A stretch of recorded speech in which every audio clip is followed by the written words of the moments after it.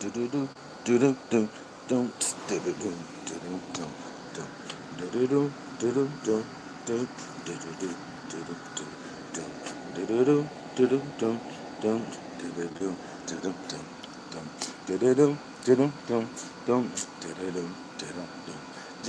release me. Doom, doom, doom. Just release me. Doom, doom, doom, doom. Doom, doom, doom. Doom, doom, doom, doom. Doom, doom, doom, doom. Doom, doom. Yeah. In the house, yeah. Salute. OG. All right, yeah. Just released with Andre Wade once again. Come to just reminisce about some things. Yeah. 100. Yeah. To the degree. Yeah. Ain't nothing fake about me. Yeah. I'm here to just come with something that I seen and something that I haven't heard. Yeah. Talking about the Mandingos here in the state of Texas. Institutions. Yeah.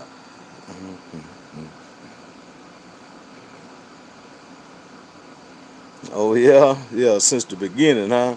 Yeah. Lord bless you all. Yeah.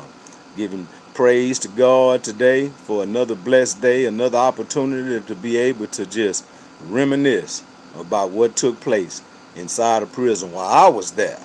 Now I don't know what's going on right now, but I'm talking about when I was there, when I served the time. So, I pray peace upon y'all families today. I pray peace.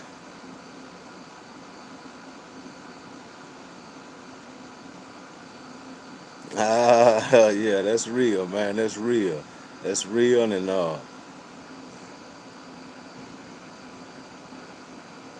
oh man, that's good, man. That's a blessing, man. I just had a partner in his 20s, man, got killed the other week. We had a balloon ceremony at our park, and it was really nice, man. He had a family, a number of women. I mean, it was so many girls, man, and that was my best partner, Patty Wayne's youngest sister. Her son, her firstborn boy, he got killed the other week. So, man, I just pray that, man, that you see more than your 20s, brother, and just be patient, give it to God, and allow Him to make your way for you. And whatever you do in life, whatever you doing in life, He got you. God got you. God got you. Believe that. And that ain't nothing fake. That's for real. But I pray peace for those who are incarcerated today, men, women, and teenagers who's going through some things. All right, all right. That's all right. Blessings. Blessings come in all disguises. Blessings ain't just about money. Blessings is with beautiful relationships with women in your life, beautiful men in your life.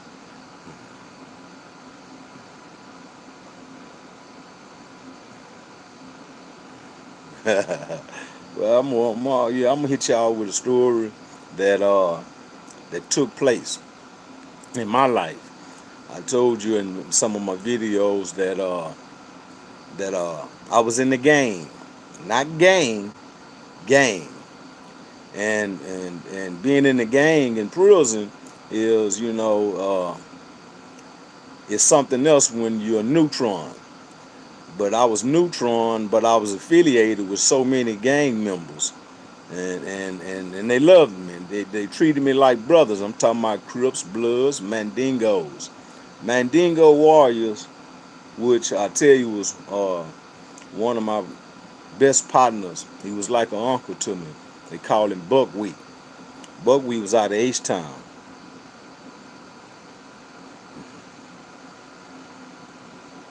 Yeah, I was well connected, and I didn't have to be afraid. A lot of things didn't come my way, but when I was on Styles Unit was one of them units like living in some ghetto apartments.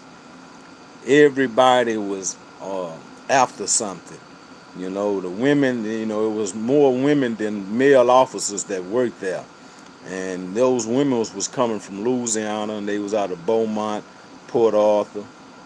But there was a lot of Mandingos there, and once again, I was affiliated with my best partner, Buckwheat. Me and him had been on 3 units together. We was on East Ham, we was on Ellis, we was on Styles. And when I left him on Ellis, he was doing real good and everything, but cancer came up on him, and it almost took him at that time. But thanks to him getting transferred, he had went to Excel, which was a medical unit, and stayed a while. And then he got shipped to Styles. And when he had got shipped to Styles, one of his old lady friends, who was an officer, he was on with another unit. She was working there, and when she seen Buckwheat, she just started crying. She just started crying, and she had brought in a lot of vitamins, a lot of stuff for Buckwheat, and Buckwheat health came back. At that time, he beat cancer. At that time, he beat it. And when I got to Styles, Buckwheat was there, and when Buckwheat seen me, it was love. It was love. Like I say, he was a Mandingo, and he had rank in that Mandingo situation. But I got to dealing with Buckwheat on a daily basis, and throughout the unit, I knew a lot of guys. And my celly, who had came to the unit with me, he was he was a Crip. He was a Crip. He was from Fort Worth. Fort Worth, man, giving it up to Fort Worth, giving it up to D-Town, giving it up to San Antonio, Waco, all you boys that's out there that did time with Dre Dog. It's thumbs up, man. I pray that peace is upon y'all families and life is being good to you all out there. Those who know me, who knew me, and I'm just giving it out, shooting shout outs. But like I said, I was in the game and I was selling drugs, I was selling tobacco, but I was known for tobacco. And tobacco in prison is a delicacy. And it's, when you're buying cans, it's $500 up to $700 a can, depending on what unit you were. But when I was there, it was going for 500, and I was selling cans. So I started dealing with this folk dude. I dealt with folks, and old Wicked, that was his name. Wicked was a good brother. He was out of H-Town, and he used to put me down. He used to put me down all the time. And some gang members, they get jealous when some of their gang partners affiliate themselves with Neutron, and they see that they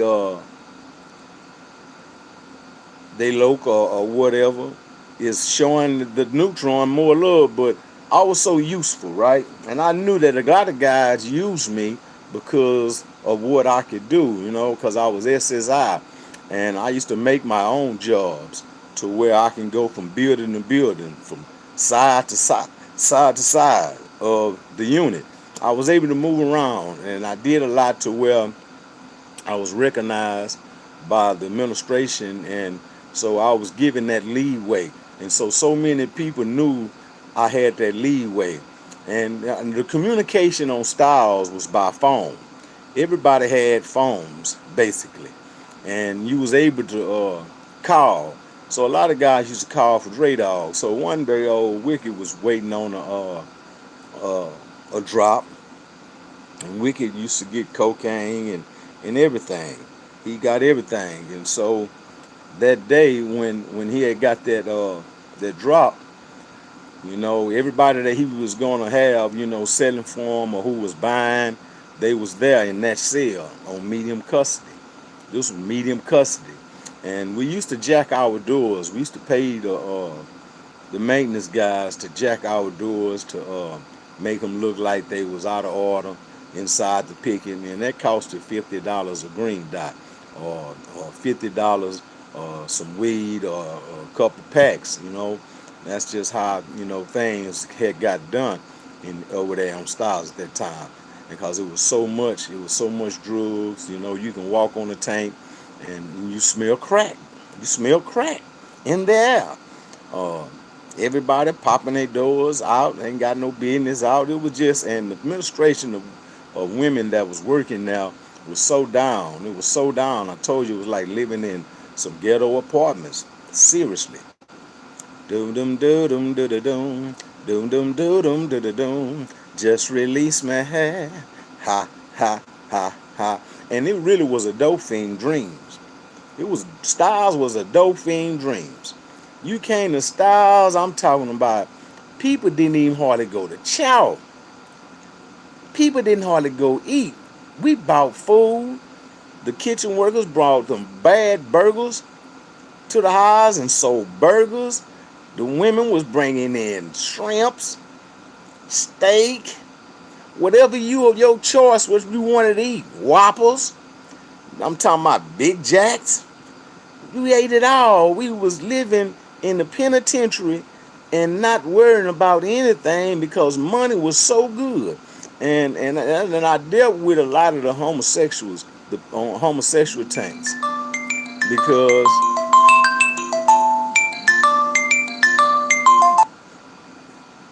because the money was so good. Money was so good. Money was so good. I'm talking about you can sell a phone, one phone for 700, a can for 500, all this at one time. All of this at one time. It was live. It was so live when I'm telling you. But we was in the penitentiary. We was in the penitentiary, and I told y'all when y'all tell somebody about just release, tell me at that like button. Tell me at that like button, cause ain't no telling what I might come back with next. Yeah. But hey, don't forget about that. Don't forget about that cash app either. Don't forget about that cash app. I'm not just telling that just to be saying it. I'm telling it because this was a request came from you all for me to get this cash app. So don't forget, $, capital J, capital R, LESD, representing just release. But hey, going on with this story, I told y'all. So I got my boy Wicked, and I loaded it up with cocaine. I loaded it up with tobacco and weed. I had some ounces. You know what I'm saying? And I had customers, right? This wasn't something I had really had to sit on, but I used to go to Insulin every day. I used to go to Insulin every day, and I knew this guy that stayed on the dorms, and they called him all day. They called him all day, and all day was he was a semi hustler.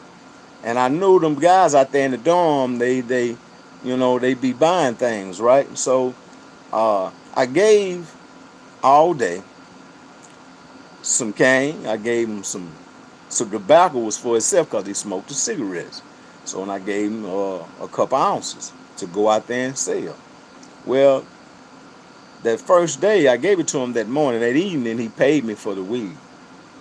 And he still said he still had the cocaine he had to get rid of. So all the time, people still have habits in prison. People still have habits, but you can't allow your habit to take over you in prison because it can get you hurt. Your habit can get you hurt. And you might not have that supporting cast that can help you get out of something, right? Well, I had that supporting cast, right? Because a lot of my stuff I shared with Buckwheat. Me and Buckwheat used to sit in the cell, and we used to just blow. Just blow. Sometimes, when I'm a Buckwheat, I gotta smoke some weed. Cause Buckwheat love that weed, right? So we in now, we blowing and everything. And so a couple of days had went by, and the man still hadn't paid me. But I had already paid Buckwheat for everything but the cocaine, right? I owed him for 4 grams. It was like I had like about 6, and I think I sold 2 of them. But I was banking on the money, and that's what a lot of things you can't do in prison. Even out here in society, you can't bank on somebody else. You have to really know or pay for it yourself up front of anything that you do, because you can't bank on nobody else to do anything for you, because it's always going to be a fuck up when it comes to certain drugs. And this what took place. All day was taking all day to come to Instant. All of a sudden, he wasn't on time like he normally be. I'd be already done went and I'm gone. I've been gone from now, and so I haven't seen him. And so about a week went by. So now Wicked, he on me now about it. But Wicked and them had a great habit too. On and him and his partner and them, they really they really get high. They took exos, they took all these things, they got all this stuff in prison. So he had messed a lot of money off. Now the people that owed him, because the law that he had, the female law he had, she wanted her money, things that he hadn't paid her for. So a lot of stuff had went down. So I went over there one day and I was kicking it with him.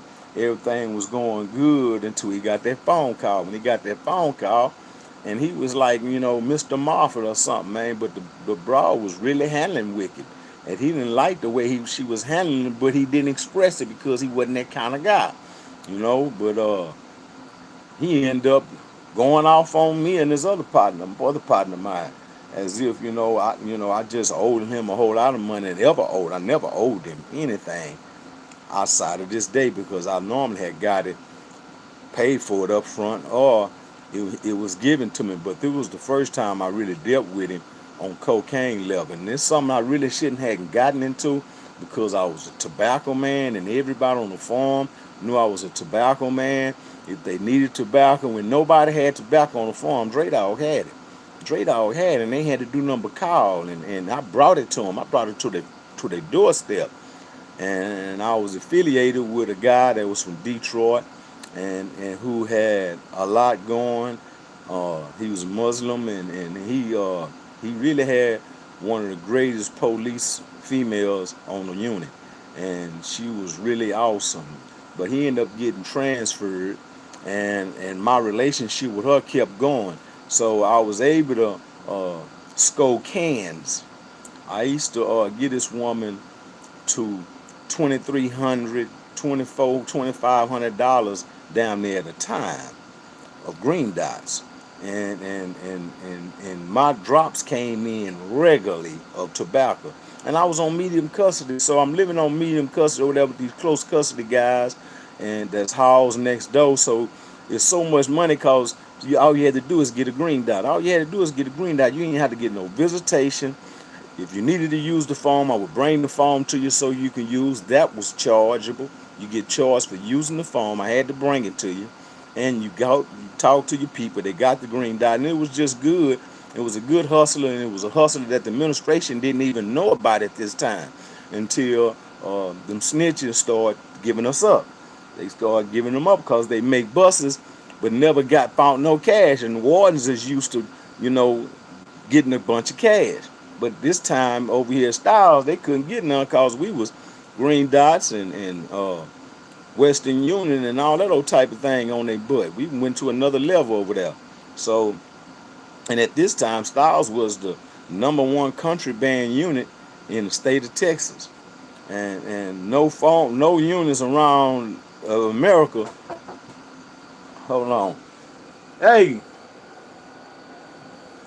hold up! I'm doing the video. I'm doing the video. Hold up, and go to the front. Go to the front. And so, excuse me for that, but uh, everything. Oh, I'm chilling, man. I'm chilling, man. How you doing, man? How y'all? Got a lot of shots out today. Thank you for the thumbs up and everything. And I guess a lot of people have been wondering where I've been, uh, but I've been here. I just hadn't done any videos. Uh, I just I wanted to come and be right for it to be right. You got these critics out there that's viewing my channel, and they got a lot of criticism to say about, Andre Wade, my producer or whatever, but Just Release is here to stay. Just Release is here to stay, and it's just that can't no viewer stop what God got going. See, when you give something to God, ain't nothing a person can do about it, and that's just the way I feel. That's the way the things in which I know that takes place in people's lives when they sincere about God. But to go on with the story, I like I say, I was over there with old Wicked him that day, and I was in there when the girl called and she was going off on him, and Wicked really wasn't no. Uh, yeah, he's Sam Wade. He's Sam Wade. That's me. He's Sam Wade in the flesh, still here, still here. Thanking God every day. Thanking God. But what took place is that old Wicked got into his feelings. And when he got in his feelings, we had went out on the run, and he was still. But I was trying to tell him, it's some things you just can't do, or there's some things you just don't let nobody say to you or do to you. And at this time, like I say, he was in his feelings, so.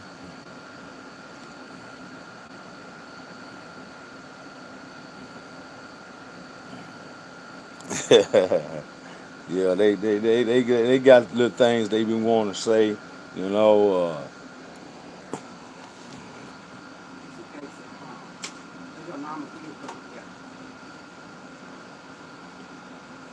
You say what?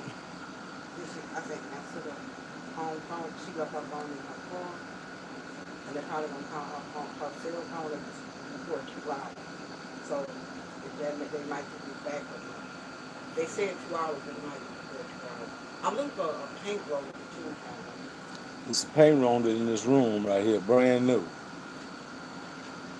In there. Uh, thing, things goes on in people's life, right? To the point where I told you supporters can discourage a person and your own family members, right? But when you done 20 something years in prison, right? That wasn't easy to do. It wasn't easy to stay focused or keep your mind set in a matter where you didn't lose your life, because I went to prison in a physical time where it's a mentally stage now, that they deal with people on in prison. But I went at the time when it was physical, and you could have got killed just for speaking on somebody else's business in that nature. And so I think about all that goes on in my life, right? And that went on in my life. And at that time when I was telling Wicked about, his his conduct, he swung on me. And when he swung on me, another guy swung me. So they clicked on me. They clicked on Dre Dog. I never been clicked on, not even in society. Never at that time, right? So I told you Buckwheat was like an uncle to me, and he was Mandingo, and there was a lot of Mandingos on that unit. When Mandingos come, they come healed. They don't come just to fight. They come healed with knives. I ain't talking about no little old shanks, them little old Mexicans be having. Them boys be having big knives. Coming from the meat market, from the kitchen, something they made. You're gonna have a Mandingo gonna be that can make anything, any kind of weapon out of anything. Yeah, them boys be thinking, because they be thinking to hurt. So uh, we squabbled. They got the best of me, and so now I told you my cellular was a crip, and they call him Psych out of Fourth Ward. Psych ain't like that. Now you got Crips, they heard about it, Bloods, cause my little boy out of Funky Town, little Stop Six, Lil Donnie, all them boys. And Lil Donnie was another guy I used to hang out in his house, in his cell, a lot. And he did a lot of business with me, because I did a lot of business with tobacco, with Crips, Bloods, anybody that basically, that buys and sell. That's people I was selling to, that sell tobacco and stuff. Well, all these dudes caught wind of what took place. So, buckwheat, buckwheat, blackjack. Blackjack was a good fighter, and he was dangerous. and when they found out, they fell out of place to over there where I live. Like that. What you want? What you want to do, Drake? What you want to do, Drake? Oh, see, ain't no clicking, baby. Ain't none of that going on. So, man, them boys fell out of place, man. About 15 of them, man, and they was healed. All I had to do, all I had to do, is act out. It'd have been some stabbings, but when man, you had dudes that I had already wrote down on Ricky about that, right? Ricky, like, man, what's up, Dre? A blood or something? He called me Dre Dog, so a lot of guys thought I was a blood, but I wasn't. I was original dog from the '70s. So when they rolled down on him, and then we all rolled down over there, we all went out of place. When it was cool, Laws was cool at the desk, Laws was cool in the pickets. So, man, and Wicked was my boy, man. Wicked was my boy. But like I say, man, they was doing so much. It wasn't that he knew that I would have paid him. He didn't have to act like that. But some people act different when women get on them. A man can get on a man all day and never lose his character. But when a woman get on a man, he would really act a fool behind a woman, especially in prison.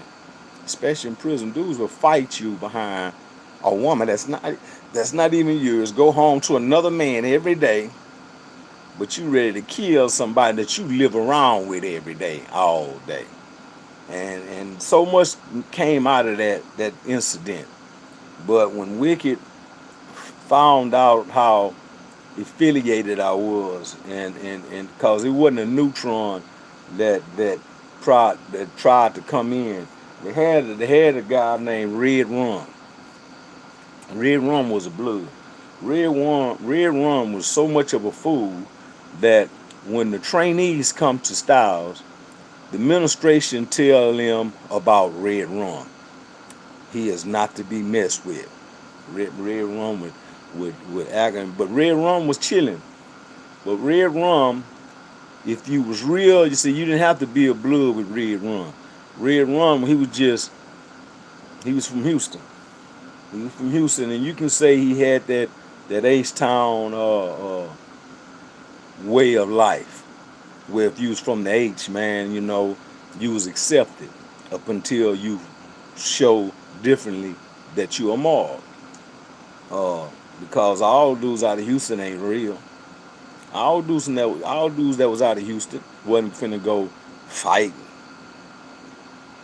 for good just because you was out of Houston. A lot of them, they was doing their time. Not saying that they owed anybody anything because they didn't. Everybody wasn't trying to go to SIG, wasn't trying to get no another charge. So, you have to look at that. But me, I was living in the game inside the walls of the institution. But the dudes I was affiliated with, they was also in gangs, and they was living the game inside the institution. So I was affiliated with him in so many ways because even me, I found myself in the mix and wasn't even a gang member. But if you mess with Donnie, if you messed it with Red Rum, if you messed it with Blackjack, Buckwheat, or any of these guys that I deal with on a daily basis and I was there, I was going to war with them too. But we didn't act upon blacks. We didn't act out as Wicked did on another black. These dudes was ready to do Wicked now because Wicked was already falling face with a lot of the guys. I had another partner. He was Neutron.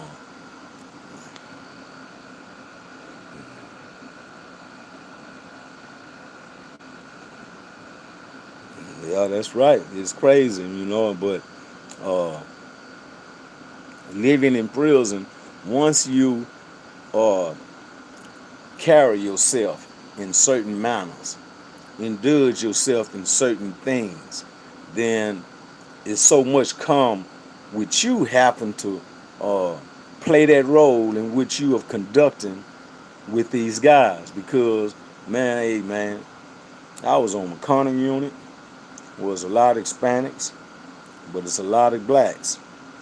And when you got a lot of Hispanics in a certain unit, they'll try to take over, they'll try to run it. But it's a sacrifice in doing that. A certain type of people have to be able to take over something. Mandingos set an example on Darrington in the 70s, all through the 80s, through the 90s. They was making examples, setting examples for the black people that was inside the walls of confinement. The Mandingos, like I say, was something that the penitentiary needed when it came to black folks, because black folks was getting stabbed by the Mexicans, beat up by the police.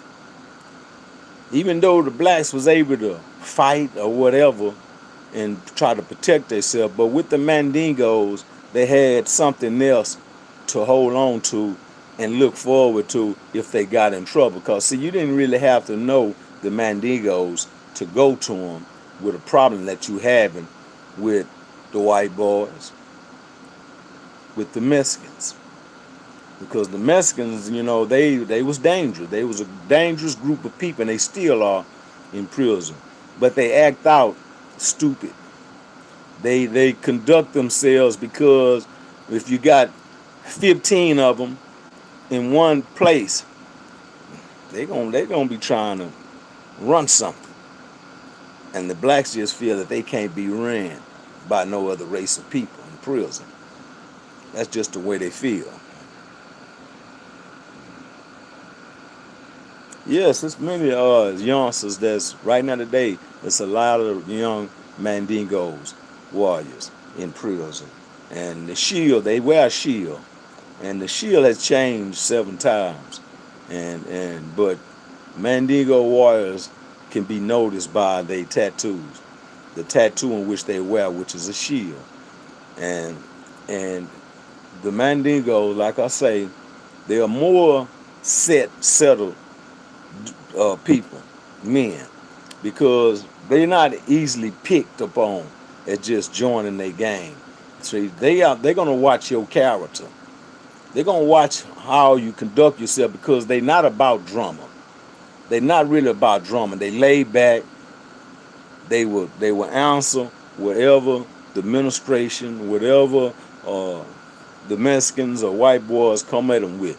They're gonna entertain it, because they dangerous. They well is respected by the administration as well as the Mexicans, because the Mexican plays with knives and the Mandingo warriors plays with knives.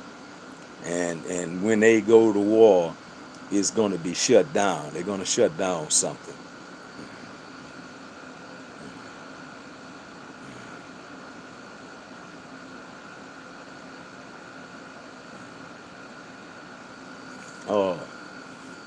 The administration is a well put together system, right? They have a well put together system. They got things for the bad guys, right?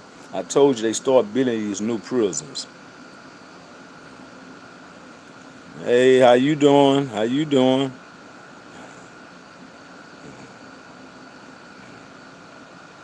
Oh, that's something new to me. That's something new to me. If they got immigrants units, and that's probably for the best. That's maybe built for the best, because immigrants, you know, they about they people. When they meet they people on the unit, that's who they can conduct themselves with, and it's better for them, because they don't have to play like they like nobody outside of their race. And a lot of times, you know, you meet some of these immigrants, they play like they like you and don't like you, so they can deal with their own kind, and that's great in that nature, because they got their own way of living. But it's a certain way you have to live in Texas prison.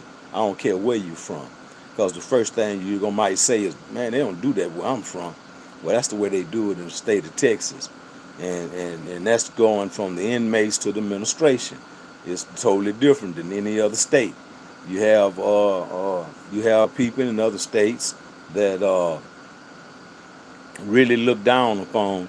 Uh,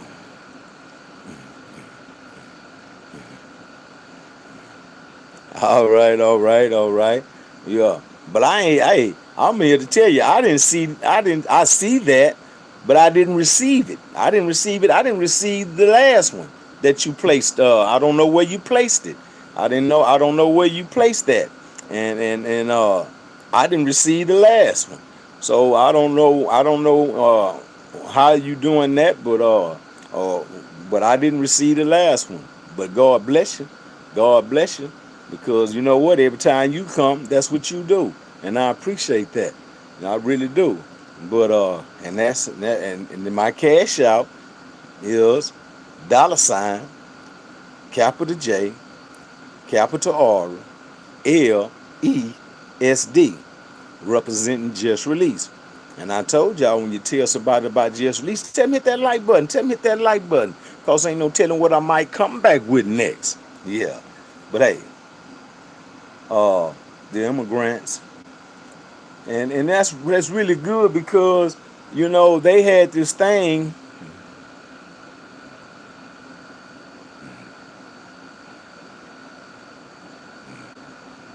Okay, all right, all right. I appreciate that. I appreciate that. I will.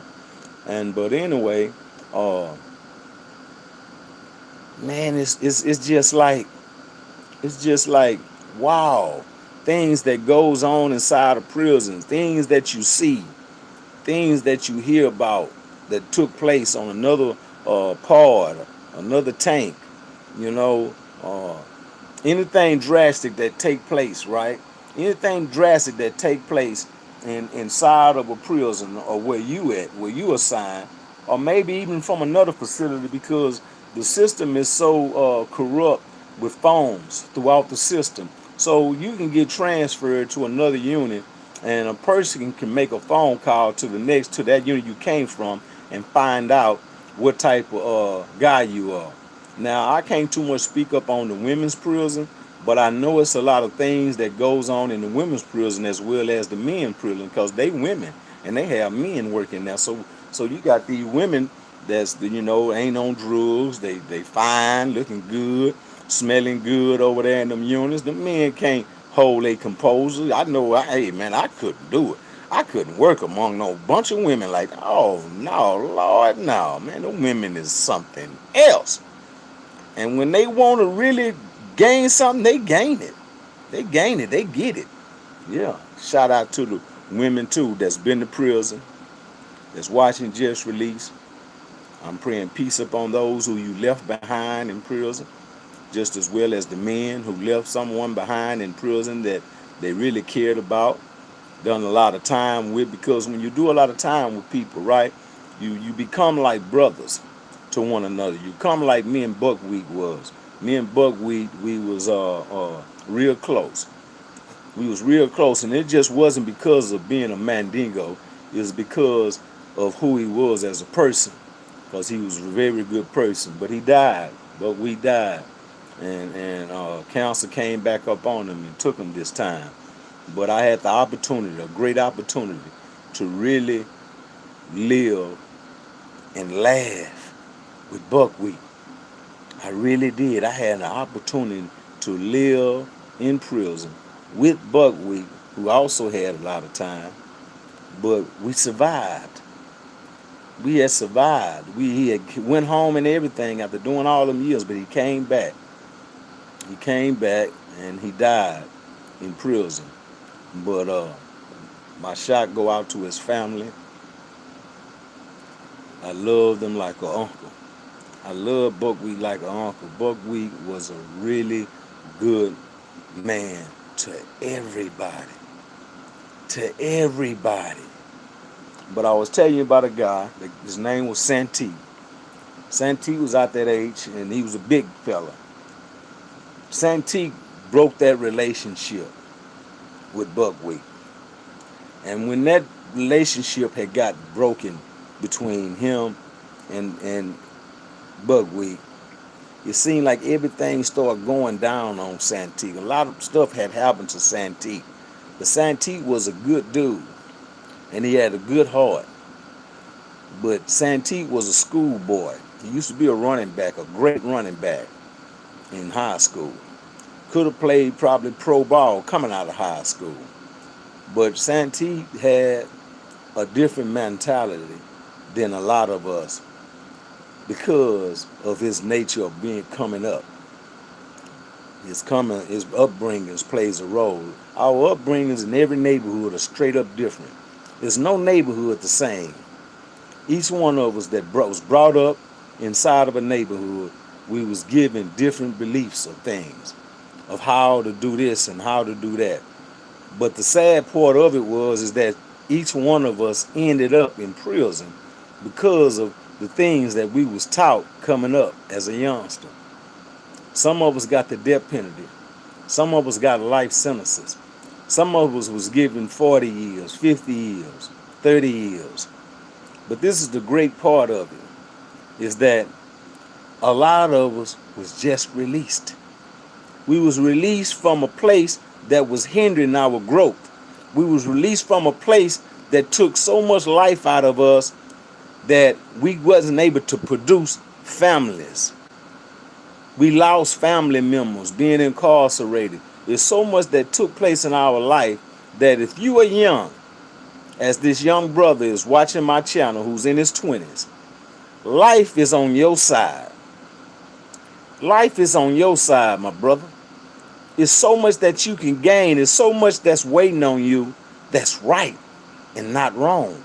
Your decisions that you make has to be the right decision, because you make the wrong decision can cost you 20-something years of your life in an institution.